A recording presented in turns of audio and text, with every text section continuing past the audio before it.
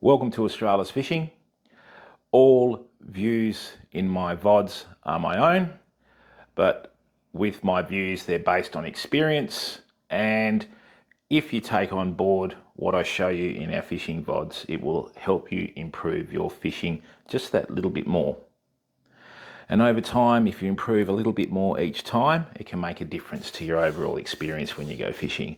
So we had a live stream recently, and I was asking our viewers and community members the one thing that all fishing rods have in common that no one pays any attention to nowadays. So you can do all your research, go to the University of Google, find the rod that suits you and all the rest of the stuff, and you watch the advertisements. Oh yeah, you know, you've got to use these rods and these reels.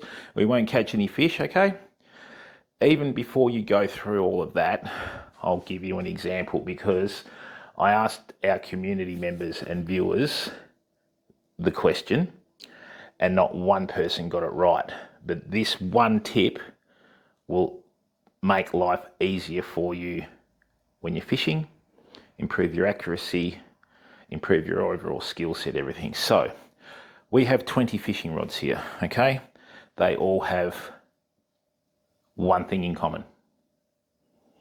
And when I asked the viewers and community members, they said, oh, they're all graphite. Thanks for that, okay? They mentioned guides and all the rest of it. So nowadays, with the way society's going, everybody functions differently. Function being the key word there, because those sorts of answers show that people are worrying about appearance instead of function, okay? So this is an 80 centimetre kayak fishing rod that we'll be taking out in the kayak when we do our deep sea kayak fishing streams, okay? Here we have a 5'6" one-piece spinning boat rod, 5'6" one-piece overhead boat rod. I have various rods here, from soft plastics to bait fishing. We have our 10-foot beach rods in Shimano there, and also we have our 12-foot Shimano beach rods. That's the 12-foot ugly stick, and these are the Horizon WSB tackle fishing rods. Okay, I've had these for over, well, we're going into our 13th year now. Worn the grips off the bottom, so that's electrical tape, okay? But irrespective of that, these rods all have one thing in common, and I don't see anyone doing it anymore, okay? So that one thing that will make all the difference when you buy your fishing rods is every single one of these rods, even though they have a different function in terms of different types of fishing, are all built on the backbone. So whether I grab this Shimano Dual F45 or whatever and put a bend in it, so see that, how it's built on the backbone? You've got three types of fishing rods, okay? You've got ones where you have the guides built underneath the backbone, which is spinning rods and also fly fishing rods. And then you have the other ones where the guides are built on top of the backbone, okay, like this. So if I bend that, see how the guides are built on the backbone, because with overhead rods, you don't want the line to touch the blank at any stage, because what'll happen is the line will snap, okay? I hear some people banging on how it's what the rod is made of that will stop the line touching the blank. That's just an absolutely clueless comment and has absolutely no relevance to fishing in any way, all right? It's all about guide positioning, okay? Now, the third type of rod, right, is a rod that can do threadline and overhead reels. And that is what this is. This is an under and over rod, okay? So these are tournament design rods. I managed to stumble across these in the early 2010s. So what I can do with this, okay, is because of the way that the guides are spaced and positioned, okay, I can fish either a threadline reel through this, or I can turn it over and put an overhead reel on it. The only thing that I don't like about this rod is the first stripping guide is not on the bottom blank. But in saying that, I've never had an issue with this rod, okay? They're now available in 12 and 13 foot rods, and we will be bringing these in for later on in the year and the start of the spring, okay? So if you're in a tackle store and you're going to buy a fishing rod, the one thing that you must do, okay, is you must put a bend in the fishing rod to see if the fishing rod is built on the backbone for the specific type of fishing that you're doing, okay? So egg beater under the backbone, overhead on top of the backbone, right? So when I bought these Zodias rods from a local tackle store, and look, if you're in the southwest of WA, go and support Whitey's Tackle. They've put a lot of effort into supplying top quality fishing products in Treendale there, and their knowledge base is really good because they all fish. But see this Zodias rod, okay? See how that bends true, and even if I do it like this, see how that bends true there, right? So what happens is, I know that I have the maximum resistance of that rod, okay, used to advantage when the rod has been built. So I'll tell you what happens. Some fishing rods you buy, they'll be like 30 degrees off or 45 degrees off or whatever. So what'll happen is, especially if you're in situations when you're trying to cast accurately, if the guides are built off to the right like this and the rod bends in here, what'll happen is every time you go to cast straight, you'll have a slight curve to the left in your casting, right? If they're built off to the left, when you go to cast, you'll always have that slight left to right fade, a little bit like golf when you watch the shape of the golf ball. But with this, okay, being built smack bang on the backbone, I have no room for error. So I know that when I cast and I run my thumb down the backbone and all the rest of it, and I go to fish in really tight freshwater situations, and you know, 1 or 2 inches can mean the difference between getting snagged and hooking a fish, you know that the fishing rod will cast true. So when I say cast true, as soon as you put a bend in it, okay, it'll turn and it'll go straight for your target, which is exactly where you're pointing, okay?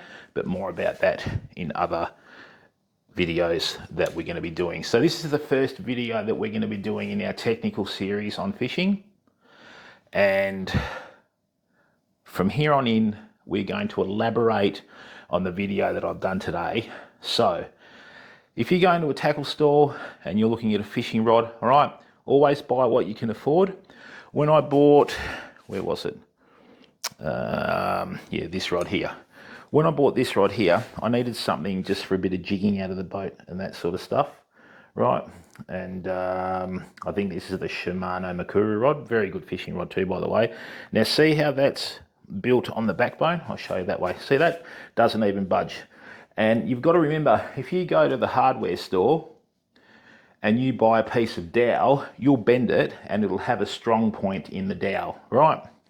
So with this, okay, as I bend that around, boom, there, see how it's locked in?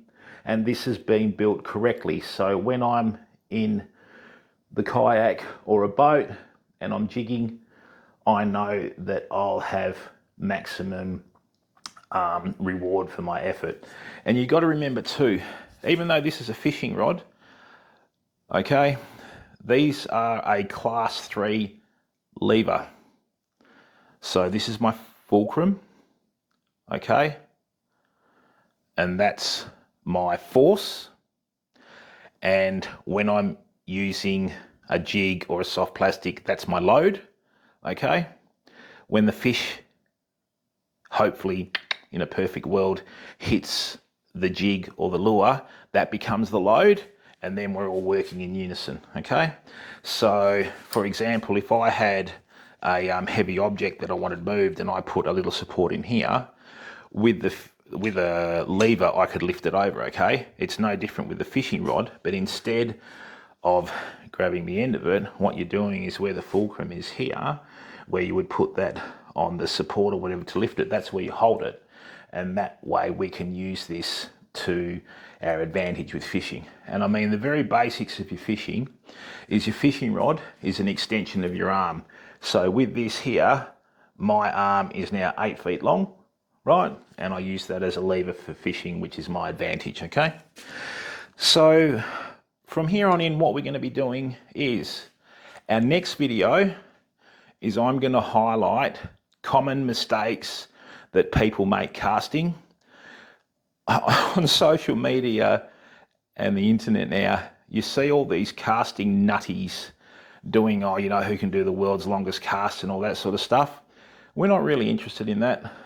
All I want to do is just show you really solid and basic foundations of casting to improve your casting enough so that you can cast to the spots that you don't normally cast to, and then you can improve your catch rate, okay? So with this, as you can see, we've got 20 different rods here, virtually 20 different purposes. They're all built on the backbone. So next time you go into a tackle store to buy a fishing rod, you know, if you've got a $100 rod and it's built on the backbone, great. I've been into the major tackle stores and, you know, been putting bends in rods, looking at them and that sort of stuff before I go and buy locally at my local tackle store. And they come up and go, what are you doing? It's like, oh, I'm putting a bend in it, mate. Oh yeah, just buy it. I went, no, my money, my choice. Off you go. So I've had plenty of instances where I've been putting bends in fishing rods. I've picked up $400 and $500 fishing rods, which I don't like to spend that much money on fishing tackle with that, okay? And not one of them was built on the backbone, all right? So before you spend your hard-earned money on something that doesn't give you the best chance of improving your fishing, like I said, go into the tackle store, put a bend in the fishing rod. If it's built on the backbone, you know that you're going to get maximum response out of that rod, okay? And then spend your money on that. And I've had instances where I've bought $150 rods. The most expensive rod here is about $300, okay, which is those. All right, and then I've had the other rods which were more expensive and they weren't even built on the backbone, because in the old days, when they built the rods, even in factories overseas, they'd put a bend in them, right? Now, because everything's money, they just grab a blank and start building it, okay? So it just, you need to do your homework before you go and spend your money and then find out you've got something that you'd be better off using as a tomato steak, okay? So look, thank you very much for watching this VOD. I know it sounds rather cliche and boring. If you like the content, please subscribe for free. And from here on in, once a week, I will be doing uploads on our VODs, and I showed how to improve your fishing, okay? So from here on, we're going to start doing our VODs on fishing rods. Then we'll start doing them on fishing reels, and I've got about a year's worth of content planned out that if you start watching it at the start and watch it right the way through, you'll come out with more knowledge, okay? You'll be able to pass on that knowledge, and with that as well, it'll just help you with your fishing, okay? So keep being awesome, and I'll see you in our next VOD. Turn your notifications on. Bye for now.